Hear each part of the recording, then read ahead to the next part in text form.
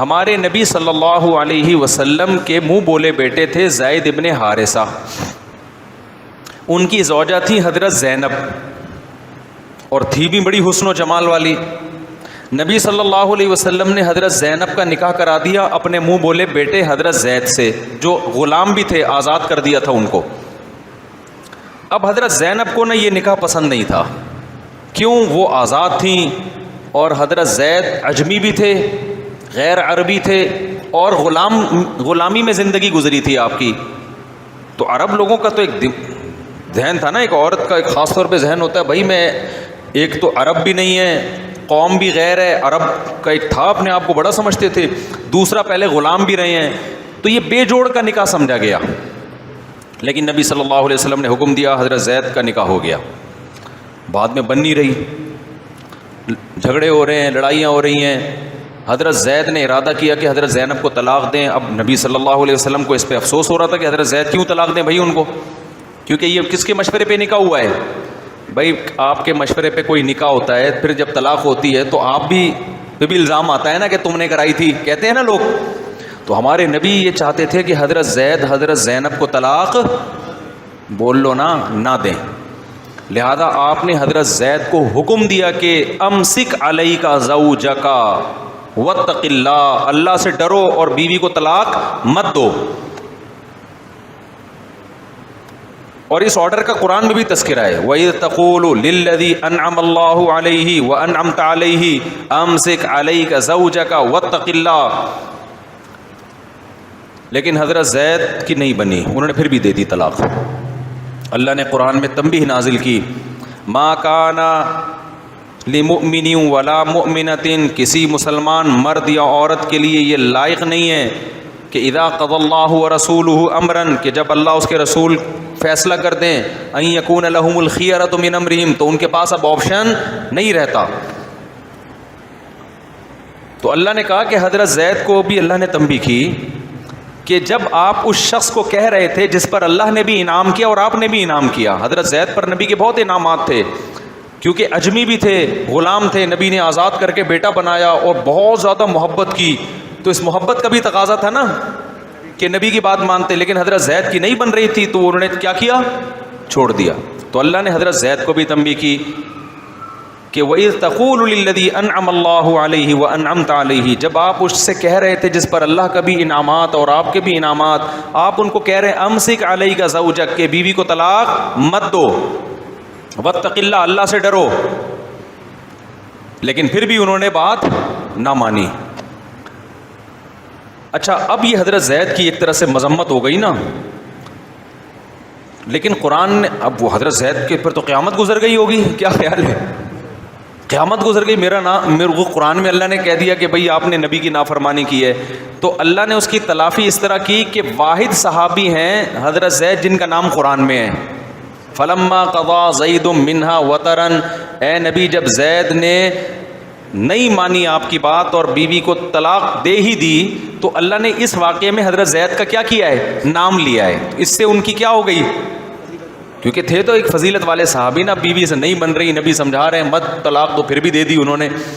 تو اب قرآن نے تنبیہ بھی کی کہ آپ کو نہیں دینی چاہیے تھی، جب نبی کے اتنے احسانات ہیں تو احسانات کا بھی کچھ تقاضا ہوتا ہے، ٹھیک ہے نہیں بن رہی لیکن نبی کی خاطر رکھ لو، لیکن پھر بھی دے دی انہوں نے، نہیں بن رہی ہوگی۔ تو قرآن کے الفاظ اب دیکھو تو قرآن کہتا ہے کہ پھر اللہ نے نا حضرت زید کا نام بھی ذکر کیا، اس سے ان کی کیا ہو گئی کہ واحد صحابی ہے حضرت زید جن کا صراحتاً قرآن میں نام ہے۔ یہاں اب علمی نقطے میرے دماغ میں آتے رہتے ہیں نا، اس سے یہ بھی پتہ چلتا ہے میرے بھائی کہ بے جوڑ کا نکاح فقہا نے یہیں سے استدلال کیا ہے کہ بعض دفعہ یہ ہوتا ہے کہ بے جوڑ نکاح میں پھر کیا ہو جاتی ہے؟ نہیں بن پاتی۔ بعض دفعہ یہ بھی ہوتا ہے کہ دیکھو نبی ان کو کہہ رہے ہیں کہ طلاق مت دو، پھر بھی دے دی، لیکن نبی نے پھر اس کو ایسے مسئلہ نہیں بنا لیا کہ حضرت زید سے لا تعلق ہو گئے ہوں کہ میں نے منع بھی کیا تھا پھر بھی دے دی۔ وجہ یہ تھی کہ بھائی اب یہ طلاق کوئی اتنی بڑی چیز نہیں ہے جس کی وجہ سے ایک دوسرے کے جانی دشمن بن جائیں ہم، نہیں بن رہی ان کی زوجہ کے ساتھ، نہیں رکھا انہوں نے، تو تنبیہ تو کی ہے، لیکن پھر اللہ نے بھی ان کا نام قرآن میں ذکر کر دیا اور نبی نے بھی بعد میں اپنے اور ان کے تعلقات کے درمیان آنچ نہیں آنے دی۔ تو اس سے ہمیں یہ بھی پتہ چلتا ہے کہ ان مسائل کو بہت زیادہ بڑھانا نہیں چاہیے.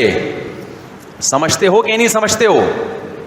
طلاق اچھی چیز نہیں ہے، لیکن ہو جائے تو اب یہ نہیں کہ اس کو انا کا مسئلہ بنا کر ایک دوسرے کو ذلیل کرنا شروع کر دو. اور جو عدالتوں میں جو ہو رہا ہے، بچوں پہ آدھا ٹانگ اس کے پاس اور گردن اس کے پاس، اور بچوں کے ساتھ جو زیادتی ہو رہی ہے، اور پھر الزامات، یہ جنگلی اور جاہلوں والے معاشرے پر یہ چیزیں سوٹ کرتی ہیں. پڑھے لکھے معاشرے کے یہ مسائل نہیں ہوتے. تو ہمارے نبی نے ایسا ہی کیا بھائی، منع بھی کیا پھر بھی دے دی، تو چلو پھر بھی تعلق ان کے سوال کر لیا، اب کیا کرے بھائی. لیکن مسئلہ حضرت زینب کا یہ ہو گیا کہ حضرت زینب کا تو دل، نبی کی پھوپھی ذات بہن بھی تھیں وہ، انہوں نے نبی کے مشورے پہ شادی کی تھی. اب جب طلاق ہو گئی ہے تو ان کی تلافی کیسے ہو؟ سمجھ میں آ رہی ہے بات کہ نہیں آ رہی؟ بھائی میں اپنی مثال نہیں دوں گا، پھر لوگ کچھ اور سمجھنا شروع کر دیں گے. میری تو ویسے بھی ابھی آپ کی مثال نہیں، یہ بہت چھوٹا بچہ ہے. آپ کی مثال، وہ اس کو بہت مزہ آ رہا ہے شادی کی بات میں، قطر سے آئے. انہوں نے کسی خاتون کو مشورہ دیا کہ ان کے دوست سے شادی کر لیں. وہ خاتون کہہ رہی ہے ایکچولی میں نہیں کرنا چاہتی. انہوں نے کہا بہت اچھا دوست ہے، بہت اچھا دوست ہے. انہوں نے کرا دی اس کی شادی. بعد میں طلاق ہو گئی. وہ خاتون آئی ان کے پاس، تمہارے مشورے پہ شادی کی تھی، ہو گئی طلاق. ان کے پاس آپشن یہ ہے کہ اب تم طلاق یافتہ ہو، اب میں ہی کر لیتا ہوں آپ کے ساتھ. یہ کہو گے نا آپ؟ تو اگر آپ میں کوئی قابلیت ہوگی، اچھی سیلری ہوگی، اچھا مقام ہوگا، عورت اس پیشکش سے کیا ہو جائے گی؟ خوش، کہ چلو جی ایک جگہ طلاق ہوئی لیکن مجھے اس سے اچھا رشتہ مل گیا. ہاں اگر آپ کمتر ہوگے پھر وہ کہے گی نہیں جی کائنڈلی آپ فری ہونے کی کوشش نہ کریں. لیکن اگر آپ اس کے لیول سے بہت اونچے ہوگے تو آپ کے پاس اس کے درد کی تلافی کا اس کے علاوہ کوئی آپشن نہیں ہوگا. بھائی اب تم بے گھر ہو گئی ہو تو چلو میں پیشکش کرتا ہوں. میں نہیں کر رہی، ان کی بات کر رہا ہوں، میں فرض کر کے یوں کر، میں کسی کو پیشکش نہیں کر رہا. تو اب کیا ہے، یہی ہوا جب رسول اللہ صلی اللہ علیہ وسلم، حضرت زید نے ڈیورس دے دی حضرت زینب کو. طلاق دینے کے بعد نبی کے دل میں ارادہ ہوا کہ اب میں ان سے نکاح کر لیتا ہوں تاکہ ان کی تلافی ہو جائے. اب مسئلہ یہ تھا کہ عرب لوگ منہ بولے بیٹے کو حقیقی بیٹے کی طرح سمجھتے اور اس کی بیوی کو کیا سمجھتے؟ بہو. آئی بات سمجھ میں؟ حالانکہ اسلام بنے ہوئے رشتوں کا قائل نہیں ہے. ایسے تو سارا نظام برباد ہو جائے گا. اپنی اماں کو چھوڑ کے پڑوسیوں کی اماں کو اپنی اماں بنا لیا، وراثت اس کو مل رہی ہے کہ جی کاغذات میں اس کو میں نے اماں کر دیا. میں نہیں بھائی، جو سچی مچی کی اماں ہے ہمیشہ وہی اماں رہے گی. تو اب کیا ہے، نبی صلی اللہ علیہ وسلم نے ارادہ کیا بھائی حضرت زینب سے میں نکاح کروں گا، کیونکہ اب ان کے جو غم کی تلافی اس کے بغیر ممکن نہیں ہے. ان کا دل ورنہ ہوگا کہ بھائی ہم نے تو نبی کے مشورے پہ یہ کیا تھا. تو آپ کے دل میں خواہش پیدا ہوئی کہ نکاح ان سے کون کرتا ہے؟ میں کرتا ہوں. عربوں میں ایک طوفان مچ گیا. لو بھائی محمد صلی اللہ علیہ وسلم معاذ اللہ اپنی بہو سے نکاح کر رہے ہیں. ہمارے نبی کے دل میں خیال آیا کہ بھائی میں نے اگر یہ کام کیا نا تو اس میں ہوگی بدنامی. اس میں کیا ہوگی؟ حالانکہ آپ کا دل بھی چاہ رہا ہے، دل بھی چاہ رہا ہے، لیکن آپ کو خیال آیا کہ کیا ہوگی اس میں؟ بدنامی. قرآن نے وعید نازل کیا، تخشى الناس، آپ لوگوں سے ڈر رہے ہیں. حالانکہ دیکھو یہاں لوگوں سے ڈر کے، یعنی لوگوں کے ڈر سے اپنی خواہش کو کچلا جا رہا ہے، تو قرآن کہہ رہے اپنی جائز خواہشات کو پورا کرنے میں پبلک سے ڈرنے کی ضرورت نہیں ہے. یہ جو لوگ علماء کو تانے دیتے ہیں نا، بڑی بڑی گاڑیوں میں گھومتے ہیں اور بڑے بڑے لگژری لائف میں اور بزنس کلاس میں سفر کر رہے ہیں، میرے بھائی اگر حلال پیسوں سے کر رہے ہیں نا تو پھر جو مولوی لوگوں کے تانوں کی وجہ سے پھٹپٹی پہ آ گیا وہ 2 نمبر مولوی ہے. صحیح ہے نا؟ وہ ڈرتا ہے لوگوں سے. بھائی جب حلال ہے تو تمہارے ایسی کی تیسی، بھائی ہم بزنس کلاس کے، ہم اپنا جہاز خرید کے اڑائیں گے اس کو. تو صرف برائی میں لوگوں سے ڈر کے نہیں ہے کہ اپنی خواہشات کے خلاف آپ لوگوں سے ڈریں.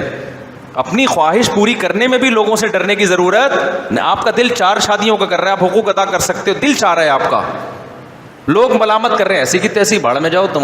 تو اگر کوئی نبی صلی اللہ علیہ وسلم حضرت زینب سے نکاح کر رہے ہیں، نبی صلی اللہ علیہ وسلم کے دل میں خیال آیا کہ لوگ کیا کہیں گے. قرآن نے کہا تخشى الناس، لوگوں سے ڈر رہے ہو آپ. جب وہ منہ بولا بیٹا ہے، حقیقی بیٹا نہیں ہے، تو اس کی بیوی آپ کی بہو نہیں ہے، وہ نام محرم ہے آپ کے لیے. آپ کے دل میں نکاح کی خواہش ہے، آپ کریں. اور پھر قرآن نے ایک کام یہ کیا کہ قرآن کہتا ہے زوجنا کہا، ہم نے آپ کا نکاح ان سے کر دیا ہے، آپشن ہی ختم کر دیا آپ کے پاس نو کا. آئی بات سمجھ میں؟ نہیں ہے بات میرا خیال ہے. یہی وجہ ہے کہ حضرت زینب واحد زوجہ ہیں جن کا نکاح آسمانوں پہ ہوا ہے.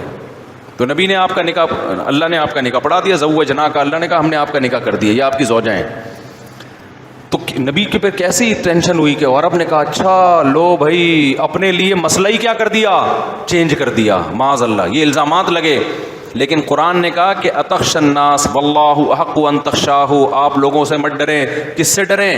اللہ سے. اس میں ہمیں یہ بھی بتا دیا گیا کہ بھائی اگر آپ کی کوئی جائز خواہش ہے نا اور آپ پوری کرنا چاہتے ہو تو اس میں بھی لوگوں کے خوف سے اس جائز خواہش سے پیچھے مت ہٹ.